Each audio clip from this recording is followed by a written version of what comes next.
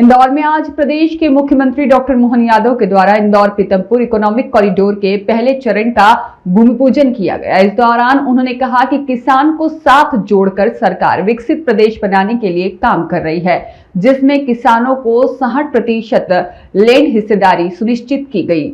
मुख्यमंत्री डॉक्टर मोहन यादव ने कहा कि इंदौर पीतमपुर इकोनॉमिक कॉरिडोर आर्थिक सशक्तिकरण की दिशा में एक अहम मील का पत्थर साबित होगा और मध्य प्रदेश के विकास को नई दिशा देगा। वहीं हमारा इंदौर अब कमाई और निवेश के साथ साथ किसानों की भागीदारी से आर्थिक प्रगति का नया अध्याय लिखने की ओर अग्रसर है। इसी साल हमारी सरकार ने 4,38,000 करोड़ का बजट पारित किया है और ये हमारे उद्योग, अधोसंरचना, कौशल, कृषि में ही अकेला 1 लाख करोड़ की धनराशि इसमें रखी है। और इतना ही नहीं, हमारी सभी क्षेत्रों के लिए जिस प्रकार की हमारी भावना है, मन के अंदर की भावना कि आज हम अपनी स्पीड को, स्केल को और स्किल ऑफ डूइंग को जिस प्रकार से सरलता के साथ नीचे उतार रहे हैं, इसी बात की आवश्यकता है। इसीलिए आज जब मैं आपको बधाई देना आया हूं तो हमने अपने आज से 2 दिन पहले गेहूं उपार्जन केंद्रों पे भी कदम बढ़ाए थे।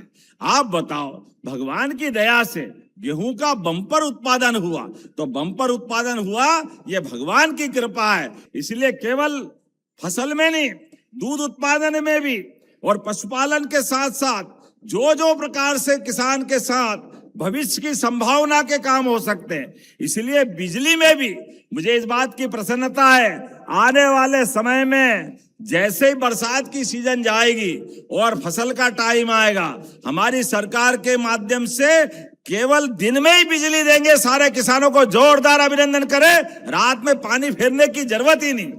किसान के लिए भी रात में परेशानी आती है, ठंड के दिन में ठंड लगे, कहीं कोई जानवर काट ले तो परेशानियां आए, कीचड़ गारे में रात में कौन गूंदे, सारी परेशानी हल केवल दिन में आनंद के साथ बिजली देने का काम हमारी सरकार करने वाली है।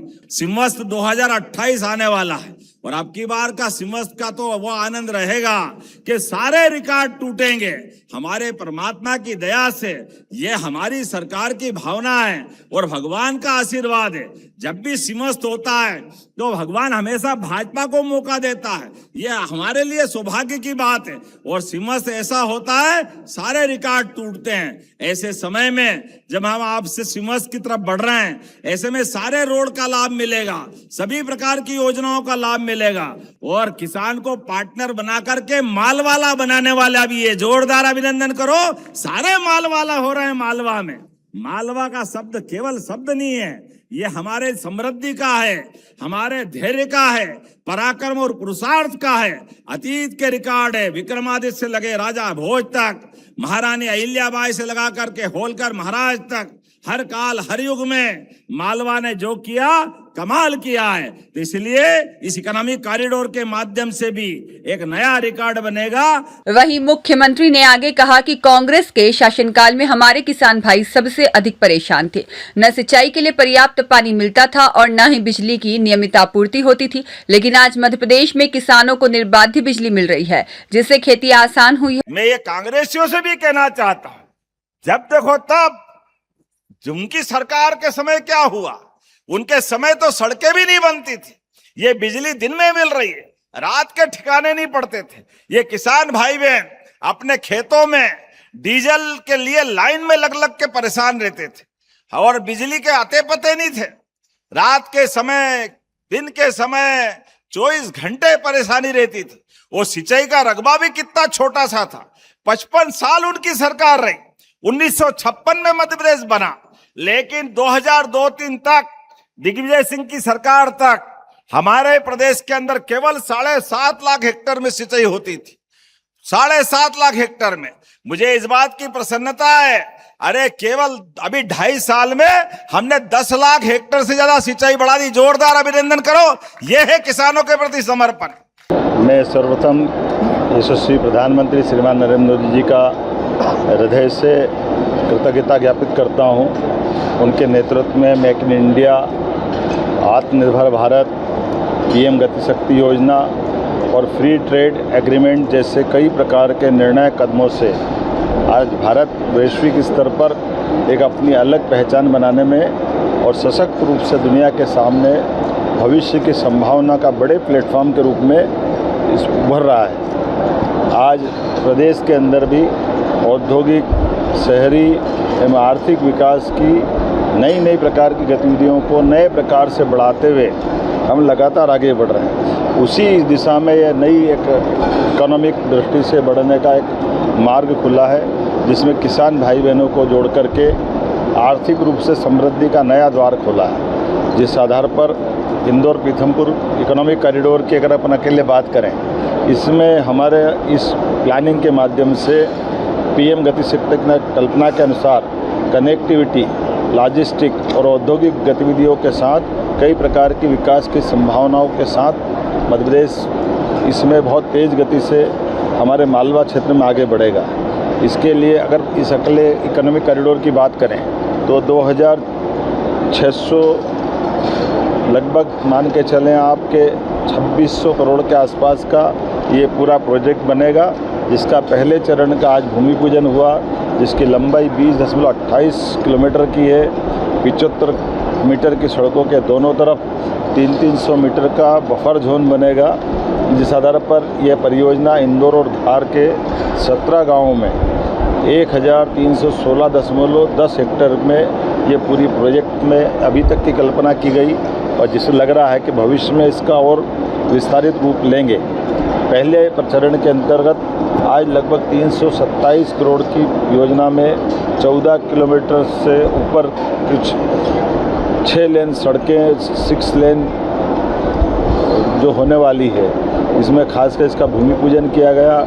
ये नियोजित शहर के विस्तार की दिशा में ठोस कदम है, जिसमें आधुनिक संरचनाओं का निर्माण होगा और बड़े पैमाने पर रोजगार के अवसर भी मिलेंगे। और जैसे मैंने पहले कहा, इस परियोजना में केवल इन्वेस्टमेंट करता नहीं, इसमें हमारे किसान भाई बहन भी इस परियोजना में बराबरी के भागीदार होंगे। यहाँ तक कि हमने उनकी लैंड का 50% का लैंड पुलिंग के अंतर्गत मिलने वाला लाभ, इसको कैबिनेट के माध्यम से 60% से ऊपर बढ़ाया है। इसके कारण से इस प्रतिफल के आधार पर बड़े पैमानों पर किसानों ने अपनी भूमि हमारे साथ जुड़ कर के इन्वेस्ट करते हुए आगे बढ़ने का संकल्प दोहराया है। अभी तक इस योजना में 375 भूस्वामी लगभग 422 हेक्टेयर भूमि हमको दे चुके हैं। अगर सरकारी भूमि भी जोड़ ले तो सच में इस योजना में शुरुआत में ही आधी से ज़्यादा भूमि सरकार को प्राप्त हो चुकी है।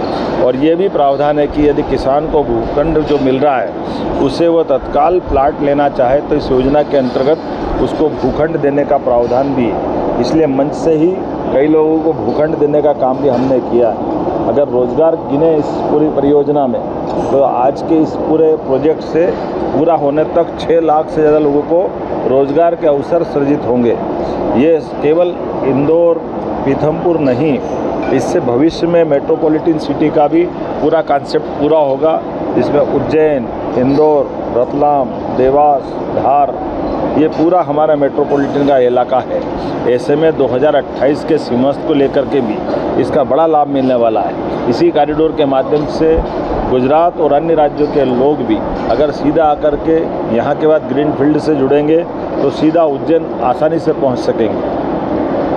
जैसा कि उल्लेखनीय, मेट्रोपॉलिटन में 2 एयरपोर्ट बनने वाले हैं। एक एयरपोर्ट इंदौर का लाभ मिलेगा, ऐसे ही 50 किलोमीटर पे दूसरा एयरपोर्ट उज्जैन का भी हमने इसका कैबिनेट से निर्णय करके उसके निर्माण की एजेंसी भी तय कर दी है।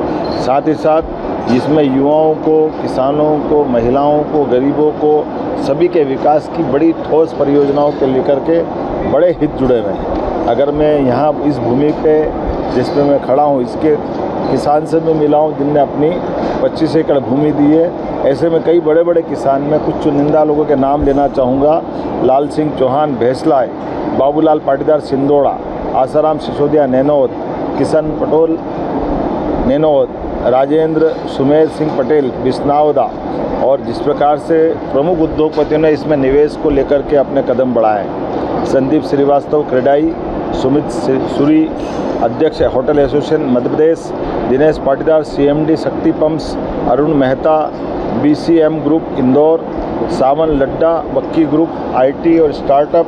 ऐसे ही विदेश के लोगों ने भी इसमें भागीदारी लेते हुए अपने प्रोजेक्ट तय किए हैं। मुझे इस बात की प्रसन्नता है इंदौर पीथमपुर इकोनॉमिक कॉरिडोर ये पूरे देश के लिए आदर्श रूप से आएगा।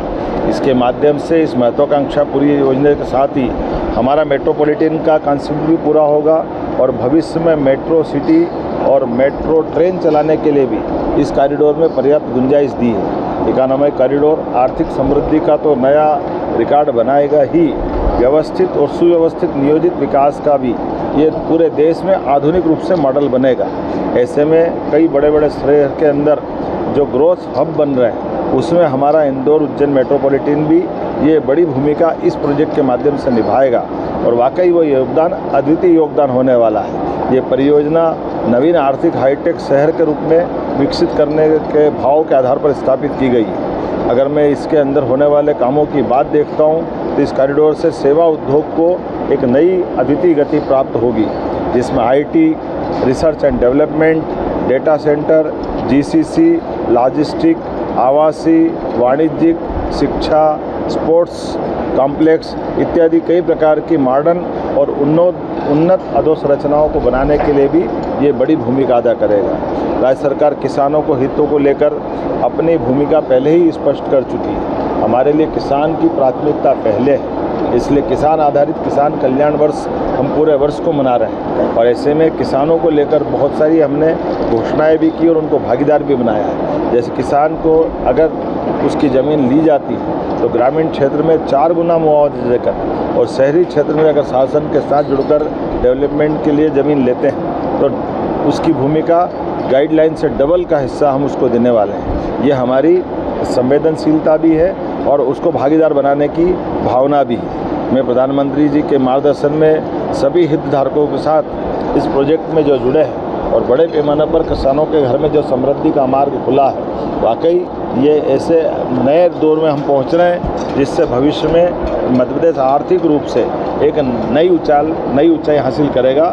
मैं अपनी ओर से एक बार फिर पूरे प्रोजेक्ट को लेकर के हमारे साथ इस कार्यक्रम में मौजूद मेरे अलावा दोनों मंत्री श्रीमान कैलाश विजयवर्गीय जी, श्रीमान तुलसी सिलावट जी और इसी के साथ माननीय सांसद शंकर ललवानी जी इस पूरे प्रोजेक्ट के जिनके अधिकांश हिस्से जुड़े हुए हैं। ऐसे में हमारे माननीय विधायक मधु वर्मा जी, हमारी सांसद सावित्री ठाकुर जी जो भारत वर्ष की मंत्री भी है, हमारे बगल के तीनों विधायक जो इससे जुड़े हुए हैं, श्रीमती उषा ठाकुर जी जिनका महू का हिस्सा भी कुछ इसमें आता है। इसी के साथ साथ और मनोज पटेल जी से लेकर कई प्रकार के हमारे माननीय विधायकों ने सहर्ष उपस्थित होकर के इस पूरे प्रोजेक्ट को पूरा करने के लिए और निवेशक, कृषक और हितधारकों का सच में ये त्रिवेणी संगम हुआ है। ब्यूरो रिपोर्ट, सत्याग्रह न्यूज, मध्य प्रदेश।